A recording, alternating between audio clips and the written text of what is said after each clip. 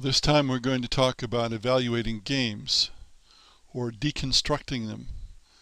That is, figuring out what the game consists of and what might make it good or what might make it not so good. And the more games you do this with, the more you'll learn about game design. Well, I have a checklist for this. This comes out of my book, Game Design. You see them there, and I'm going to talk about each one individually. Challenges and actions. What are the challenges that the player faces, and what actions can they do to meet those challenges or overcome those challenges to get through the obstacle course?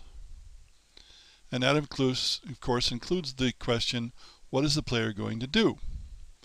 The challenges could be physical or they can be mental.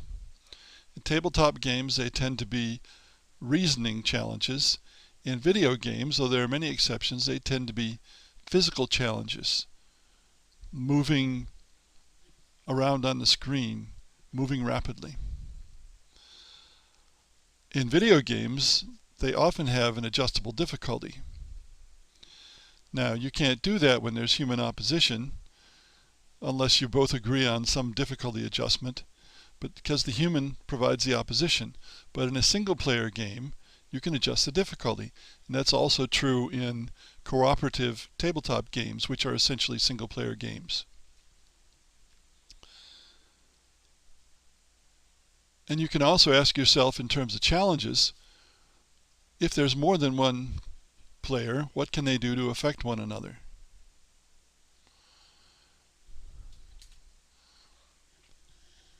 Replayability and fairness. If the game is story-based, or if it's rather like a puzzle where there's a solution that always works, then the game may only be worth playing through once. Now, there are ways to change that. For example, to let players play with significantly different characters so that the player has to meet the challenges and obstacles in a different way.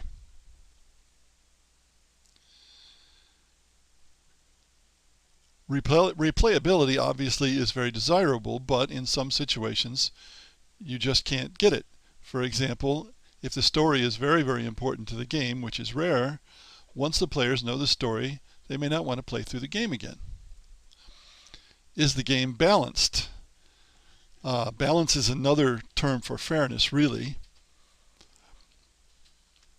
If there's more than one player, does each have an equal chance to succeed? That's game balance or fairness.